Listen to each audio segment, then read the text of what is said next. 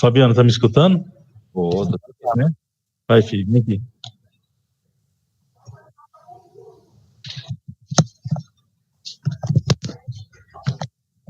E aí, filho? Tá joia? Tá tranquilo?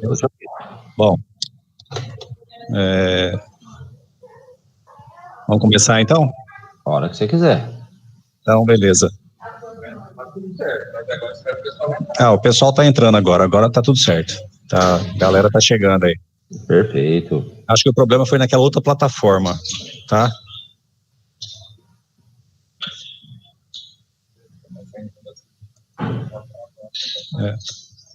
Tá.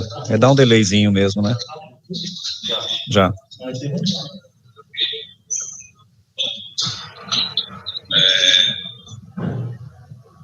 começar então.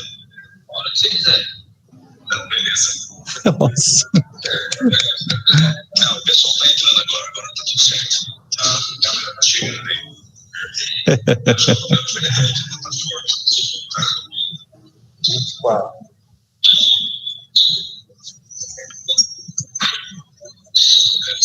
Legal. Dá um delayzinho mesmo. Já.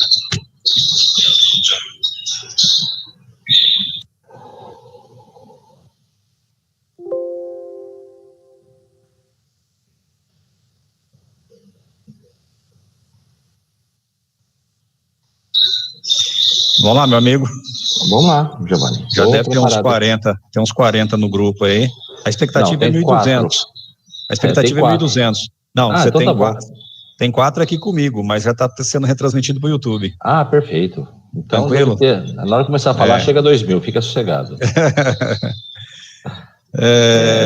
Então, vamos lá. Pessoal, boa noite.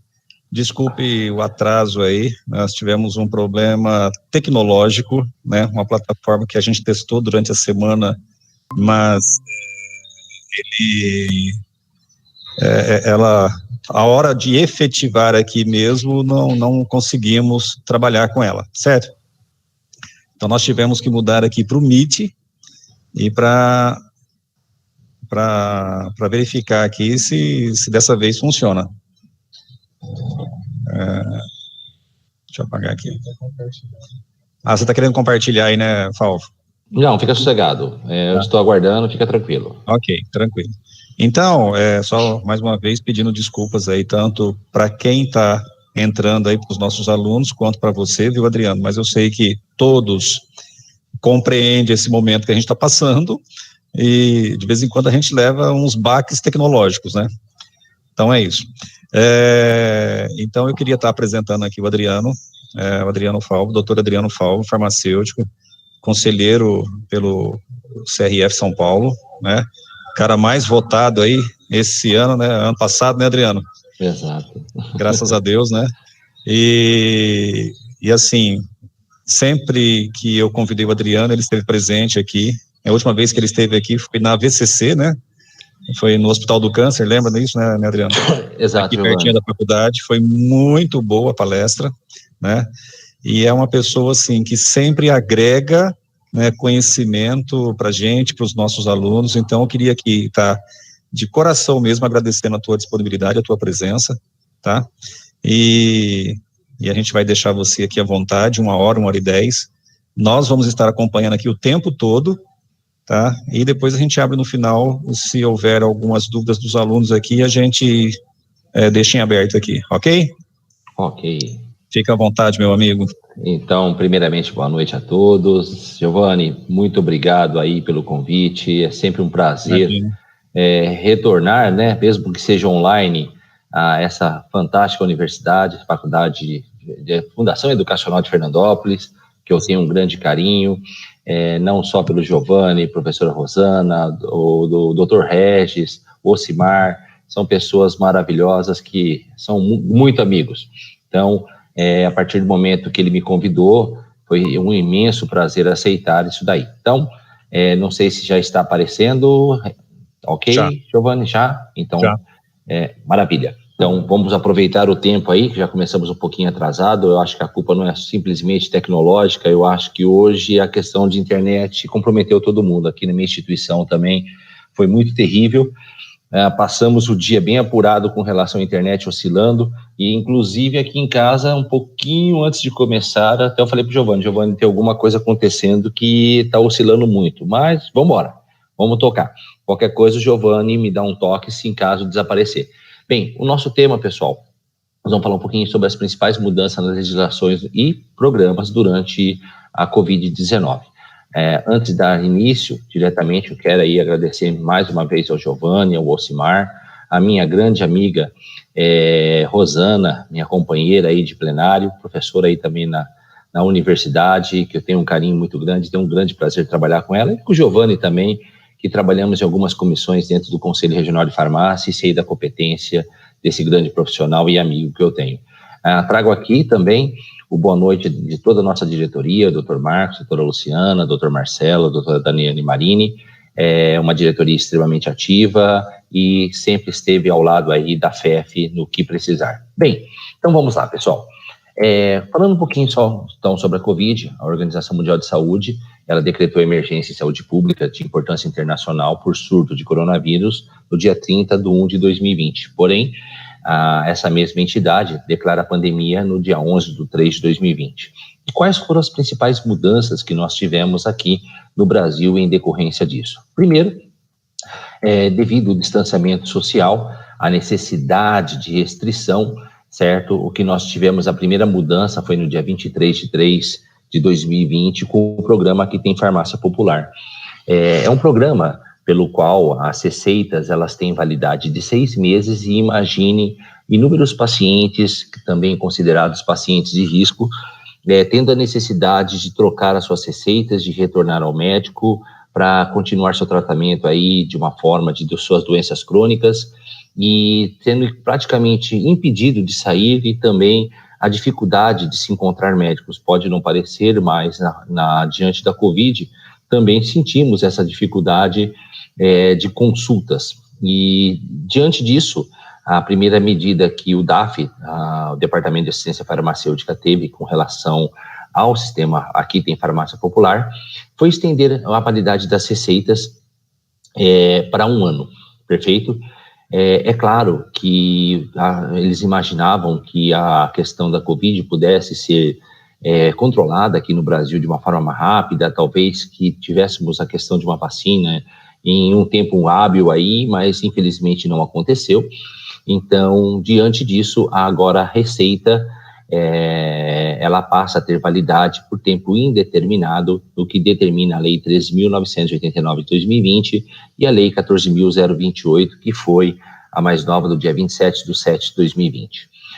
Diante disso, então, aquele paciente que tem o medicamento de uso contínuo, seja para hipertensão, diabetes ou qualquer outra doença crônica, enquanto perdurar a pandemia, eles terão essa receita sendo válida e sendo possível diretamente adquirir os seus medicamentos do programa Aqui Tem Farmácia Popular. É claro que esse sistema, essa receita, ela não é aplicável diretamente àqueles medicamentos que são controlados, no caso, pelo SNGPC, ou Sistema Nacional de Gerenciamento de Produtos Controlados. Então, para esses pacientes, para esses tipos de receita, o paciente, a cada vez que ele necessita adquirir, ele precisa pegar uma receita nova. A dispensação, o que era para dispensado para um mês, deu a liberdade para dispensação para até 3 meses. Não que isso seja obrigatório. É claro que existem farmácias de grande porte, farmácias de pequeno porte, e as farmácias, principalmente de pequeno porte, se sentiram um pouquinho lesadas, porque às vezes elas não tinham estoque o suficiente para dispensar para 3 meses um paciente. Até teria. O grande problema seria, ele dispensava para 3 meses para um paciente e descobria praticamente 2, porque eles às vezes não tinham fundo de caixa ou capital de giro para uma aquisição maior com relação à compra desses medicamentos, sendo que esse sistema de farmácia popular, ele demora um pouco o repasse diretamente desse dinheiro. E então, praticamente quem acabou tendo a possibilidade de dispensação para até 3 meses de tratamento foram as grandes redes, e as farmácias independentes ficaram muito em dúvidas. Somos obrigados a dispensar para 3 meses? Deixamos muito bem claro que não, certo? A partir do momento que elas tivessem condições de dispensar somente para um mês, poderia ser para um mês e automaticamente levando o fluxo e atendendo toda a necessidade de seus pacientes. Uma outra coisa muito importante foi a questão da procuração. Muitos desses pacientes de doença crônica, considerados pacientes de riscos, eles iam até a farmácia para a aquisição desse medicamento e, devido às suas restrições de circulação, o sistema, a farmácia popular, ele exigia que tivesse uma procuração com firma reconhecida, mas praticamente todos os cartórios fechados.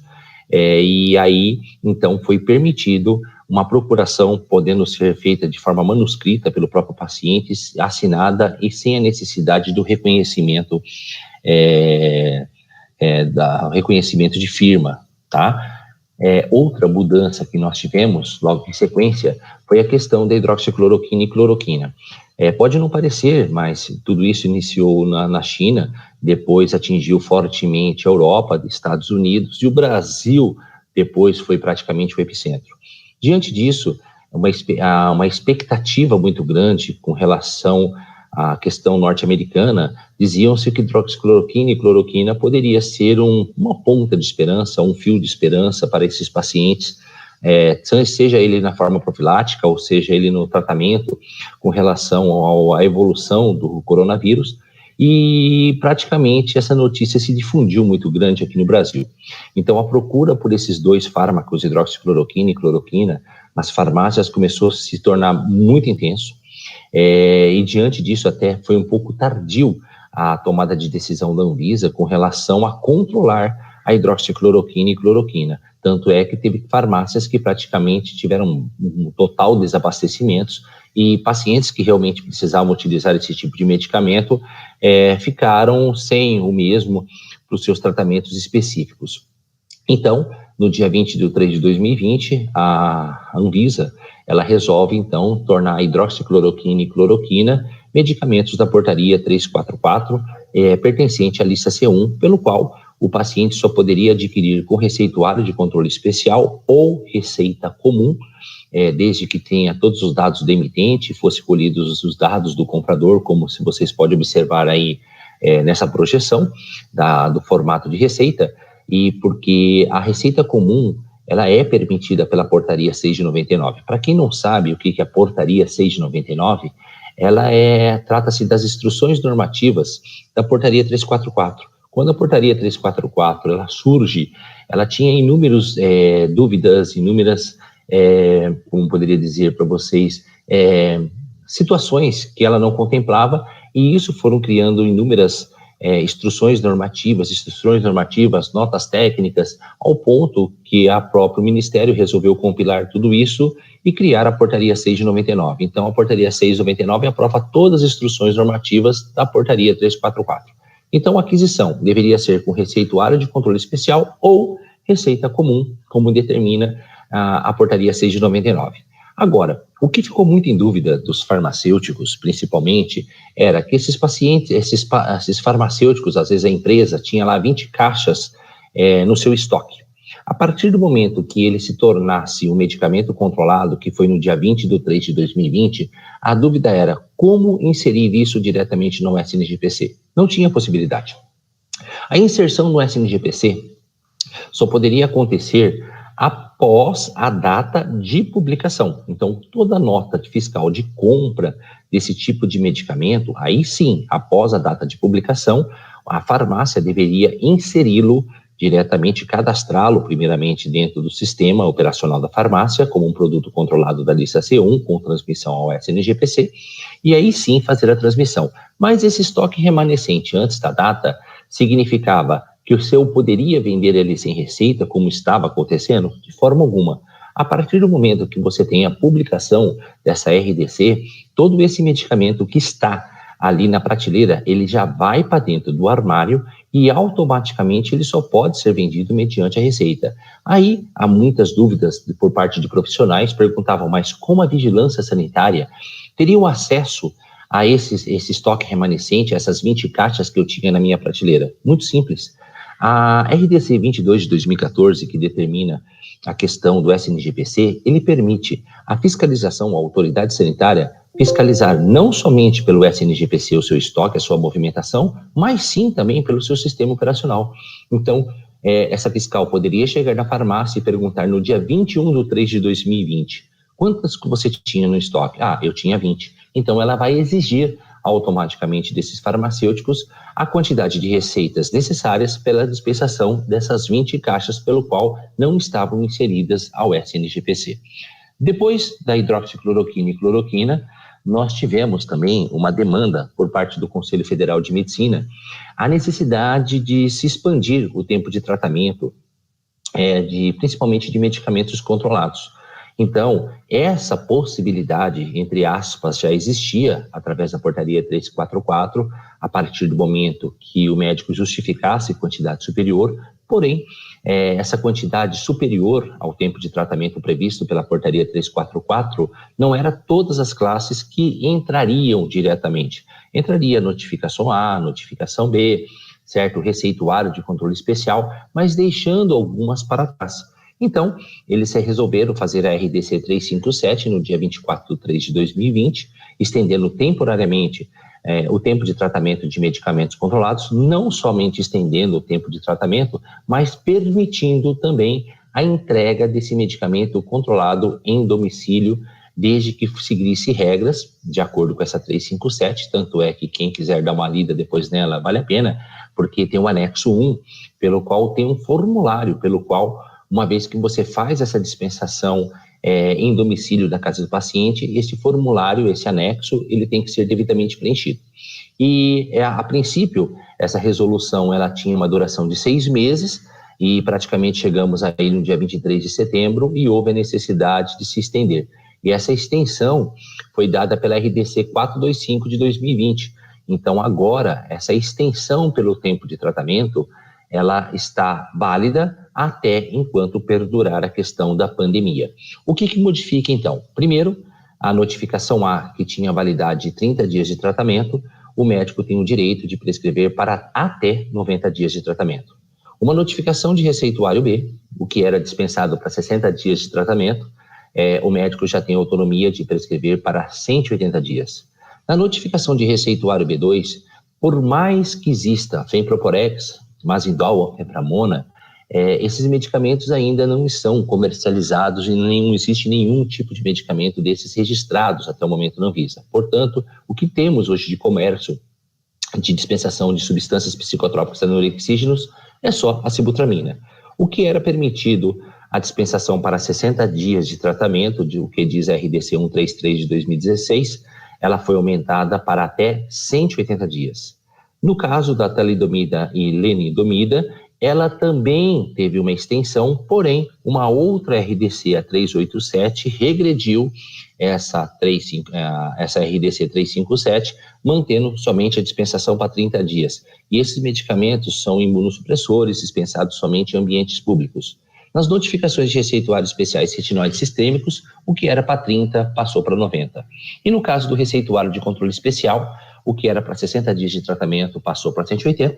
E no caso dos anticonvulsivantes e antiparkinsonianos, não se alterou, manteve em 180 dias. E a quantidade na forma de ampolas, no que prevê a portaria 344, de 5 ampolas por notificação ou receita, ela passa para 18 ampolas. Então, vocês conseguem observar o que era para 30 dias de tratamento, pulou para 90. O que era 60, aumentou para 180 dias. Perfeito? Agora, também houve um grande problema e uma grande dificuldade de entendimento nessa RDC, logo no momento que foi publicada, a mídia, aqui não vale a pena de citar o nome dessa rede televisiva aberta, mas ela entrevistou uma farmácia em São Paulo, e o que o farmacêutico falou? Não, agora você chegando aqui com a receita, nós temos autonomia de aumentar o tempo de tratamento previsto pelo médico. Não, isso estava incorreto. A quantidade, o aumento nessa quantidade de tratamento, ela é uma prerrogativa do médico, certo? Então, se de repente você chegar lá e receber uma notificação de receituário B, de clonazepam, o nome comercial, Rivotril, 2 caixas com 30 comprimidos, 60 comprimidos, sabendo que o médico tinha autonomia de prescrever para até 180 dias de tratamento, você tem que seguir aquilo que o médico realmente prescreveu, aos 60 comprimidos, certo? Então, essa autonomia de estender o tempo de tratamento não é farmacêutica, e sim do médico, correto? Então, isso está acontecendo ainda de uma forma constante. A gente vem alertando muitos profissionais farmacêuticos que eles não têm o direito de estender tempo de tratamento, mas sim, quem tem o direito de estender a esse tempo máximo que eu disse a vocês, é uma prerrogativa exclusiva médica. Também, automaticamente, não sei se todos acompanhavam, mas todas as 17 horas tinha o pronunciamento do ministro da Saúde, que naquela época era o Mandetta, e depois começou a ter os pronunciamentos não só do Mandetta, mas de outros ministros também, a pedido do nosso presidente da República, falando de cada área, de cada ministério, falando da situação e das medidas que cada ministério estava tomando com relação à pandemia. E nesse dia, foi praticamente no dia 15/4 mesmo, o ministro Pontes, que é da tecnologia, ele citou durante a entrevista coletiva que existia um antiparasitário que tinha dado um resultado muito específico na questão da evolução da replicação do vírus do Covid-19 em 94%. A única coisa que faltou praticamente o ministro falar é que essa ação, certo, era in vitro e não em vivo. E automaticamente, após esse pronunciamento, disparou nas redes sociais uma forma muito louca de tentar buscar quem era esse antiparasitário pelo qual o ministro tinha falado. E graças a Deus, à noite mesmo, era praticamente às 20 horas, a RDC 372/2020 já foi publicada, mostrando que a nitazoxanida entrava também na lista de medicamentos controlados da portaria 344, da lista C1, sendo dispensados através do receituário de controle especial ou receita comum, no que diz a portaria 6 de 99. Deixando claro a todos vocês que a mesma coisa aconteceu igual a hidroxicloroquina e cloroquina. Quem tinha estoque remanescente, quem já tinha esse medicamento em prateleira, o mesmo deveria ser levado então para o armário fechado com chave. Essa quantidade remanescente que tinha antes da data de publicação só poderia ser vendido mediante a retenção de receita, certo? Mesmo ainda não sendo escriturado pelo SNGPC. A partir da data do dia 15/4/2020, qualquer aquisição, aí sim iniciava-se diretamente o processo de transmissão ao SNGPC. É claro que se você parar para imaginar, hidroxicloroquina, cloroquina, nitazoxanida, não são medicamentos que propriamente poderiam estar ali dentro da portaria 344, não é uma classificação praticamente específica a sua inserção diretamente dentro dessa portaria. E diante disso, houve uma manifestação por parte da diretoria colegiada da Anvisa, certo? E a partir do momento que houve esse pronunciamento da diretoria da Anvisa, eles resolveram, então, tirar esses medicamentos da portaria 344 e criar uma lista suplementar. Agora, vamos entender o que vem ser essa lista suplementar. Hoje, para a Anvisa, ou diretamente para o SNGPC, só existem duas classes. A classe 1, que é os medicamentos sujeitos a controle especial, seja ele da lista A1, A2, A3, B1, B2, C1, C2, C3, C5, certo? C4, os antirretrovirais não existem mais na portaria 344, foram extintas. Então, só existe essa classe 1, sujeita a controle especial, e a classe 2, não sujeitos a controle especial, que trata-se dos antimicrobianos. Quando a diretoria da Anvisa, ela literalmente manifestou, informando que queria criar uma lista suplementar que iria tirar esses medicamentos da portaria 344 para todos nós que são entendidos com relação à parte de legislação, ficamos muito em dúvidas, porque saindo então a hidroxicloroquina, cloroquina, nitazoxanida e através da RDC 405, incluía-se também um outro antiparasitário que estava sendo utilizado de forma, com essa finalidade off-label, que era a ivermectina, todos nós imaginávamos que o SNGPC, ele poderia estar criando uma terceira classe terapêutica de medicamentos utilizados com a finalidade off-label para a COVID. Mas isso não foi informado diretamente para nós. Então ficou aquela dúvida. E aí?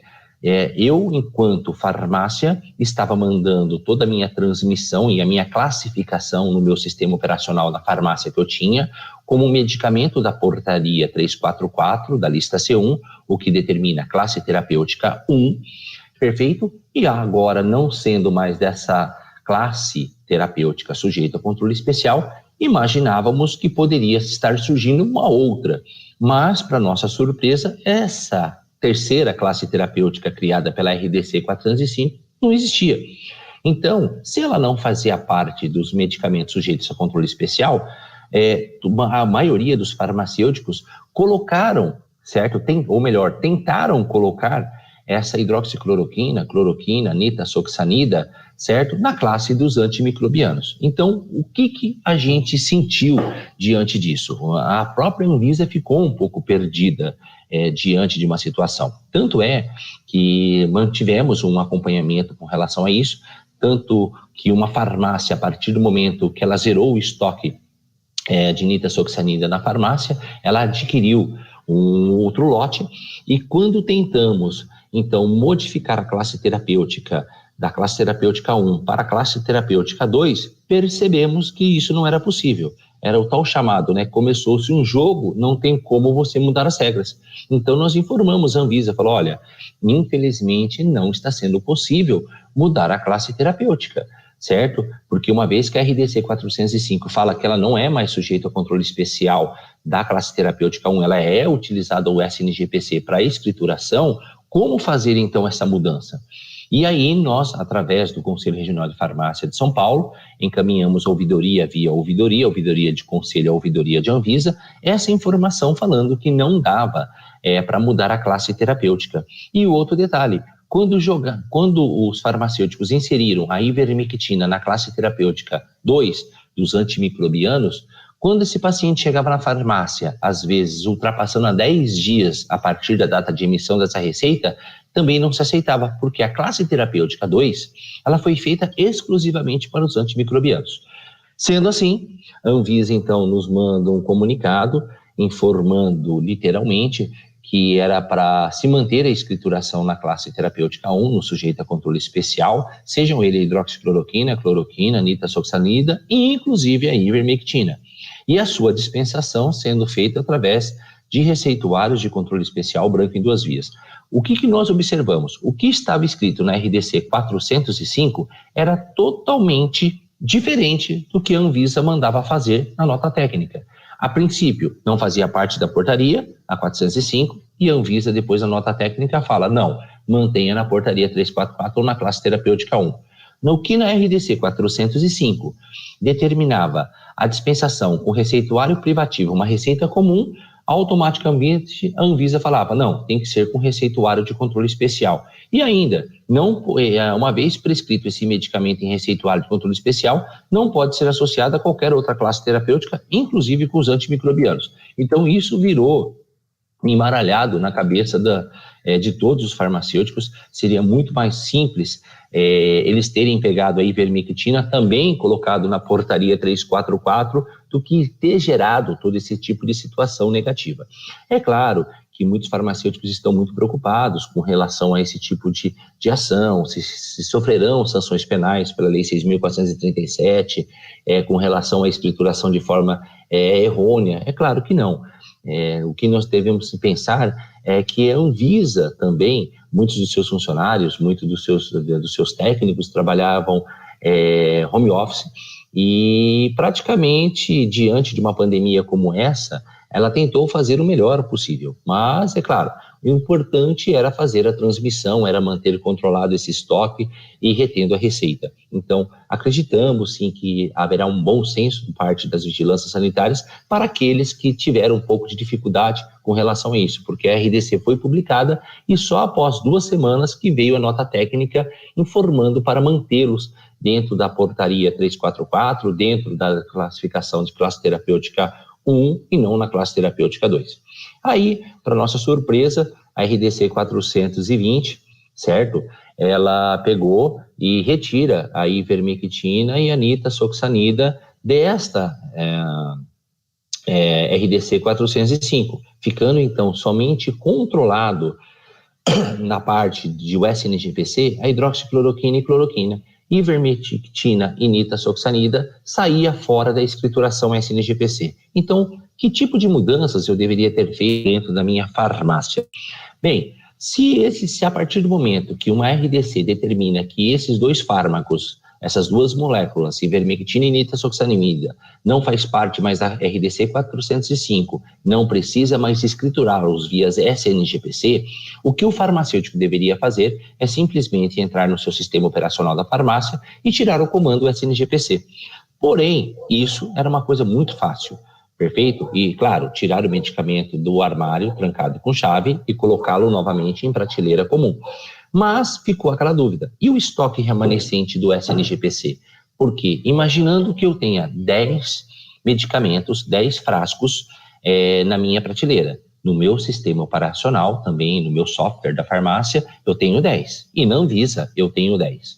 A Anvisa, ela nos dá uma resposta da seguinte forma: que esse estoque remanescente deveria ser corrigido através de uma perda por exclusão de portaria. Só que quando a Anvisa manda esse comunicado diretamente ao Conselho Regional de Farmácia de São Paulo e outras entidades também, certo? Que a eliminação do estoque remanescente lá no SNGPC era por perda, por exclusão, causou uma certa preocupação por parte de nós, entidades, certo? E quando eu falo entidades, eu não me refiro somente ao Conselho Regional de Farmácia, mas todas as entidades que estão relacionadas ao mundo farmacêutico. Por que a minha preocupação e a nossa preocupação, não só de conselho, como as outras entidades?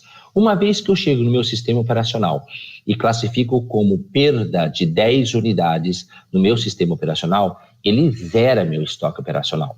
Eu vou mandar o arquivo XML para a Anvisa, ele vai zerar o estoque lá no SNGPC também. Só que a página não desaparece, ela fica zerada. Só que você não percebeu que você tem 10 ainda no seu estoque físico. E aí?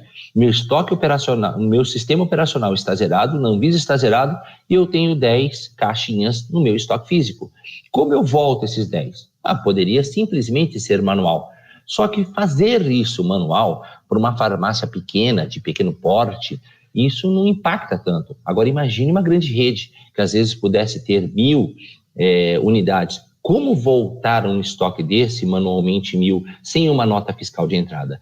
Então, o Conselho Regional de Farmácia do Estado de São Paulo, preocupado diante disso, encaminhou um ofício à ouvidoria da Anvisa, que até o momento não obtivemos resposta, informando que o tal procedimento pelo qual era especificado pela Anvisa poderia nos levar uma correção nas questões sanitárias, porém, poderia levar comprometimentos tributários.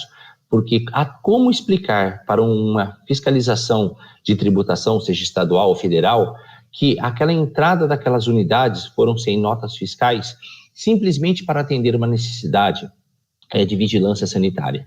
Então, até o momento, aguardamos um posicionamento. O que nós informamos aos profissionais farmacêuticos é que realmente tire o comando SNGPC para transmissão e deixe aquele estoque remanescente lá desconsiderado, até que a Anvisa tome uma posição. E uma das nossas sugestões como conselho foi que ela desconsidere, como isso já aconteceu em momentos anteriores, que foi o caso da neomicina, muito tempo atrás, pelo qual todas as farmácias deixaram de controlar a neomicina tópica, de aplicação diretamente na pele, e o estoque que as pessoas tinham no SNGPC ficou lá desconsiderado.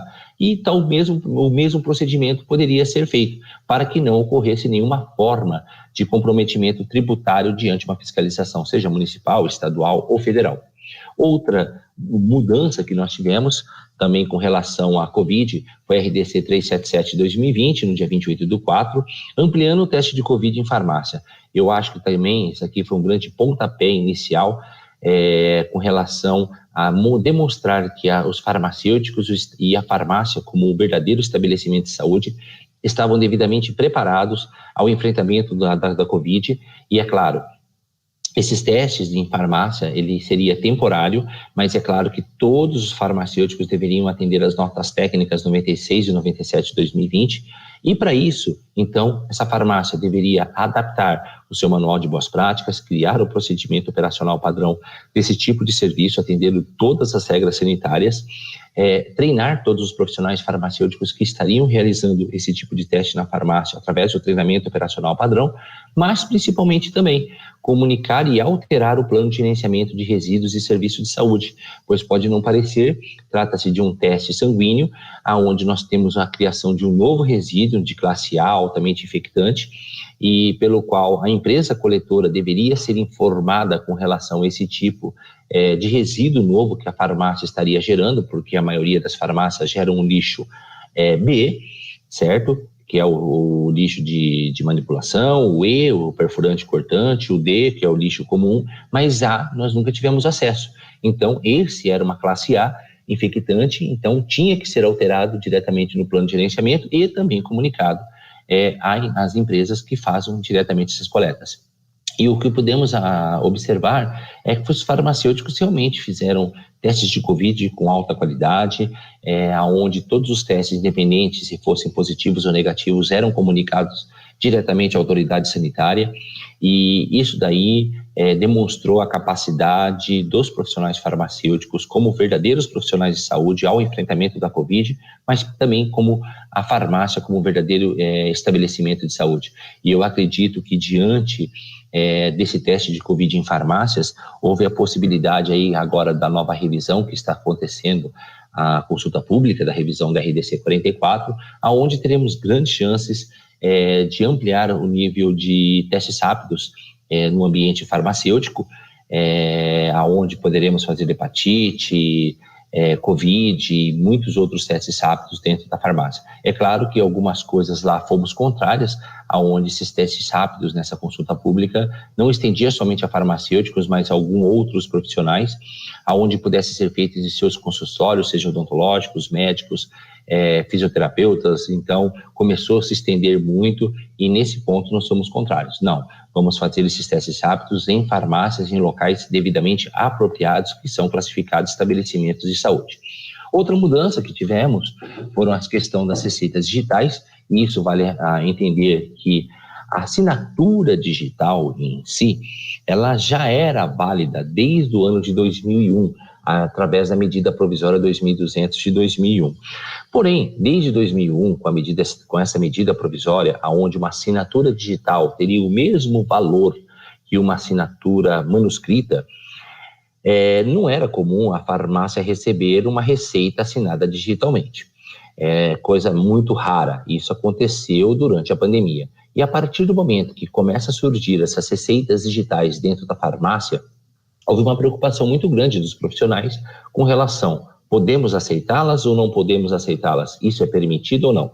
Se tratamos de medicamentos de venda sob prescrição médica, isso era tranquilo, porque tínhamos a noção que a medida provisória 2200 deixava claro que uma assinatura digital tinha o mesmo valor que uma assinatura manuscrita, mas a preocupação era, e se tratando-se dos medicamentos controlados?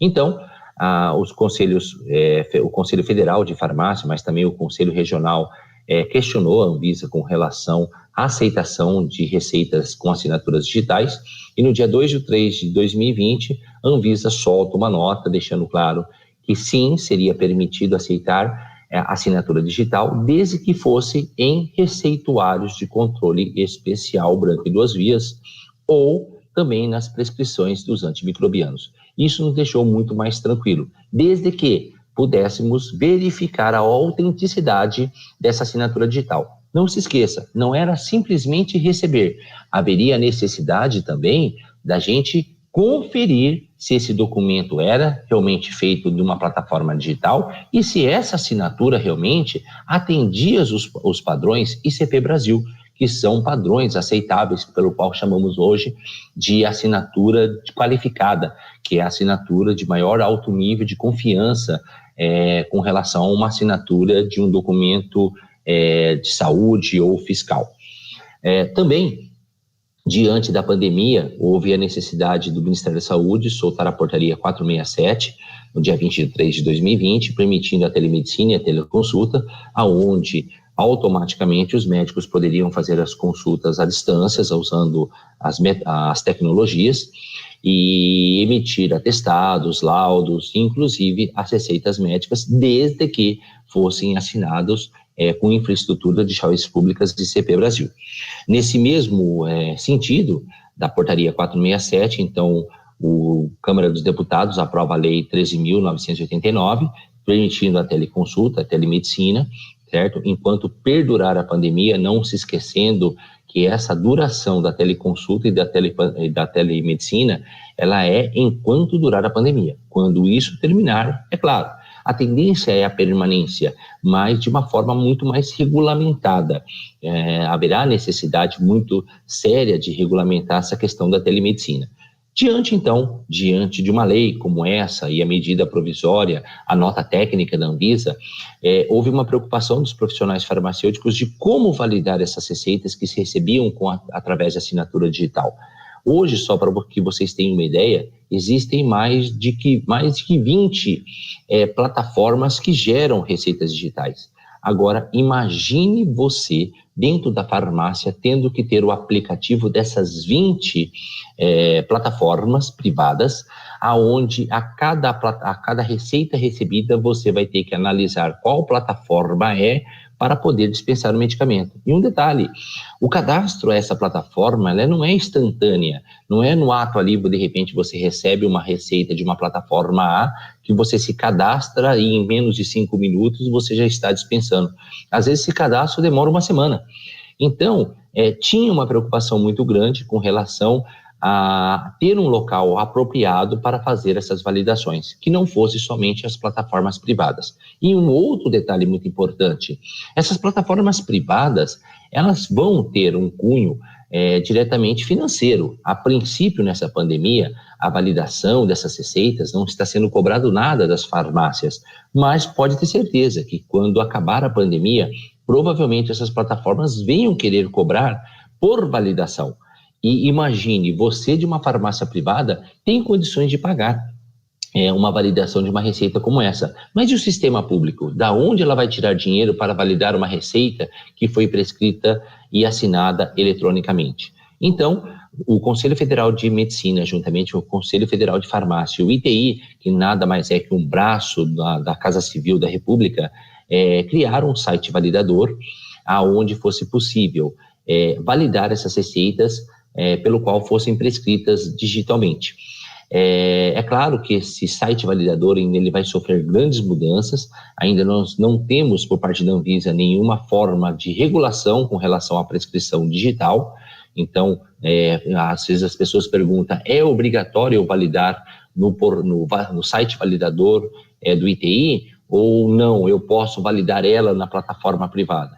Como eu disse a todos vocês, o importante é validar, seja pelo ITI ou seja pelo site validador, certo, da plataforma privada onde ela foi gerada, não interessa, porque não existe uma regulamentação por parte da Anvisa. E por que não existe?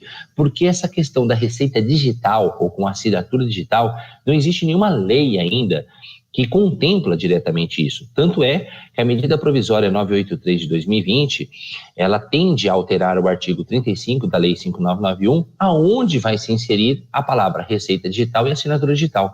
Diante dessa alteração do artigo 35 da Lei 5991, haverá sim, então, a possibilidade da Anvisa regulamentar. E tudo indica que a partir do momento que ocorrer uma regulamentação por parte da Anvisa, essa validação ocorrerá sim num site público e não numa plataforma privada, onde haja custo diretamente pela validação, pelo reconhecimento dessa certificação digital.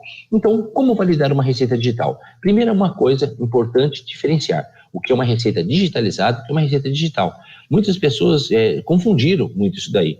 Às vezes o médico falava assim, olha, eu vou prescrever aqui para você, numa receita, vou bater meu carimbo, vou assinar, vou tirar uma foto e vou te mandar aí no seu smartphone, ou vou transformar essa imagem em PDF, vou mandar no seu e-mail.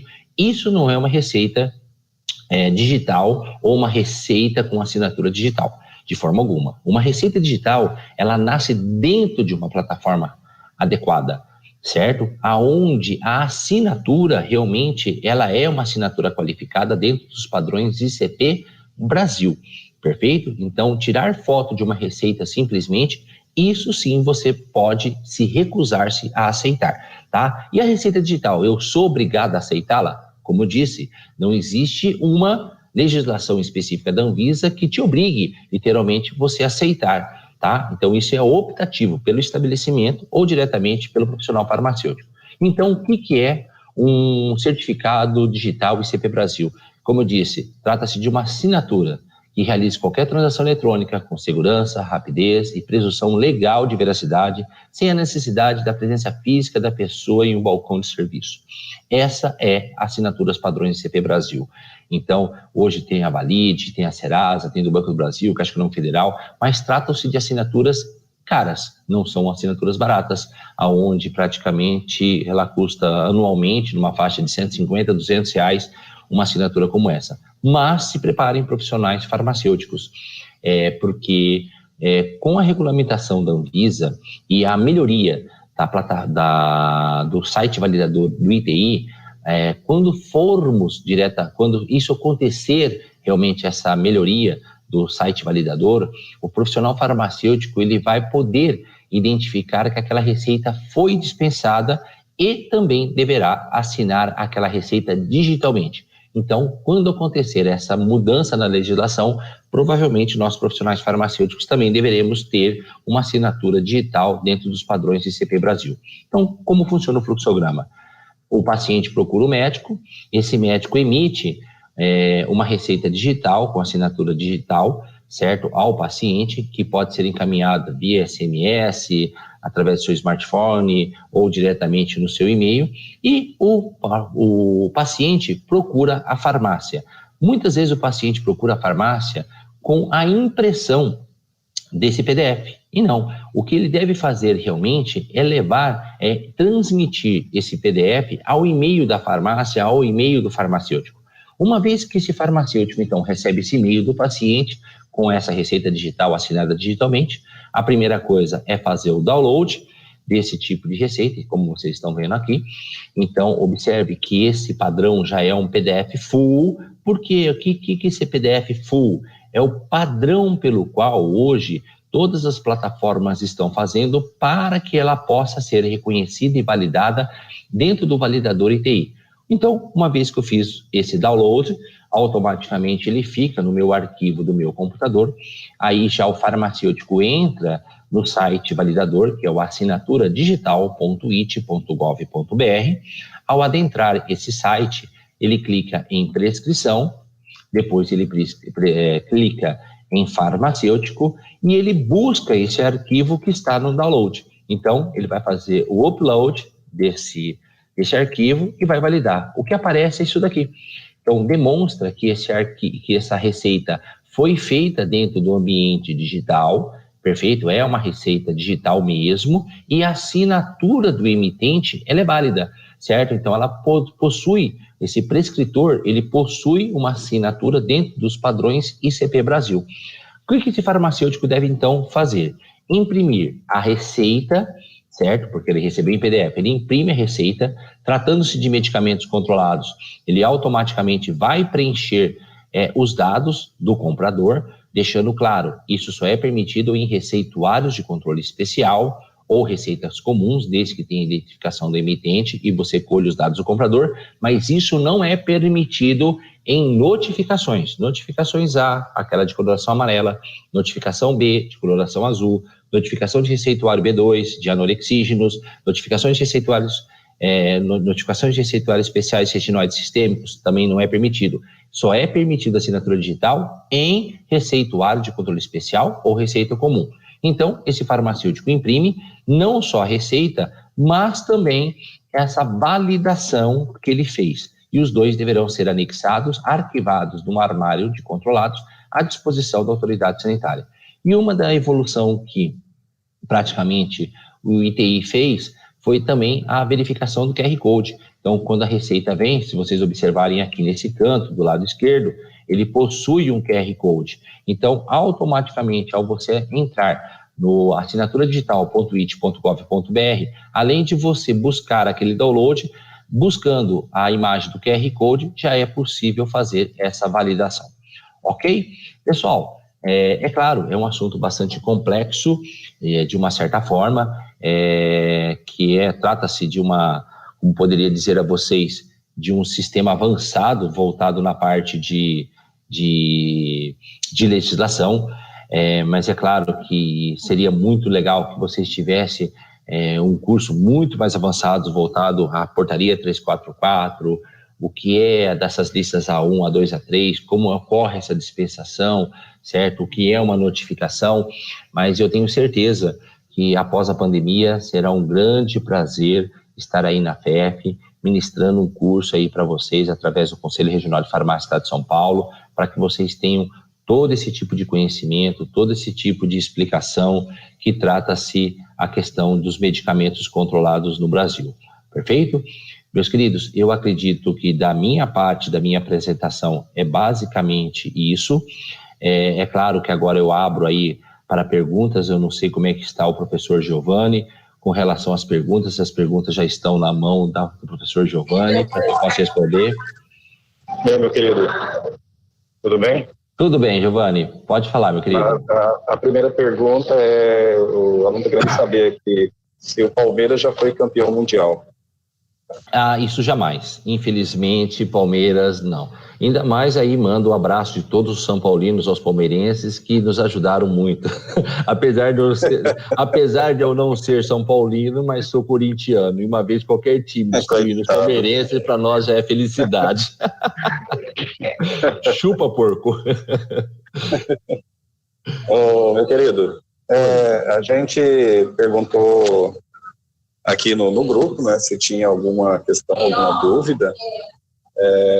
Aparentemente não houveram questionamentos. Sem manifestações. A gente está tendo aqui elogios da palestra, né? Fico muito feliz. Mas questionamentos ainda não apareceu. Nenhum. Não, tranquilo. Inclusive, Giovanni, inclusive eu deixo aí aberto para os alunos que quiserem, às vezes, fazer algum questionamento, alguma pergunta. Alguns deles já atuam na área profissional, que a gente sabe que tem curso de farmácia, muitos trabalham no ramo farmacêutico. E se em caso surgir dúvidas, pode me procurar diretamente pelo Instagram, Falvo Adriano, certo? Me incluam lá, passe a me seguir no Falvo Adriano. É muito importante que minha rede social, eu procuro divulgar realmente informações voltadas à parte de legislação, diante do Conselho Regional de Farmácia, tudo que modifica a legislação.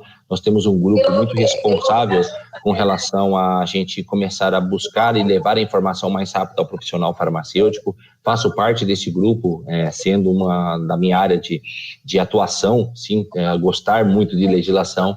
Então, a própria diretoria, toda vez que tem alguma legislação nova, a gente senta, a gente discute, eu, juntamente com a diretoria, juntamente com a Dani da orientação, doutora Regiane, doutora Simone, doutora Luciana Caneto, Marcos, Marcelo Polacô, Dani, sempre para levar o mais rápido a informação ao profissional farmacêutico. Então, o pessoal acompanhando aí pela rede social, Falvo Adriano, sempre eu estou publicando alguma coisa ali com relação às mudanças e, é claro, se em caso tiver alguma pergunta, manda lá na mensagem no privado, será um prazer responder e ajudar os amigos aí, seja acadêmicos ou os profissionais farmacêuticos, no que for necessário.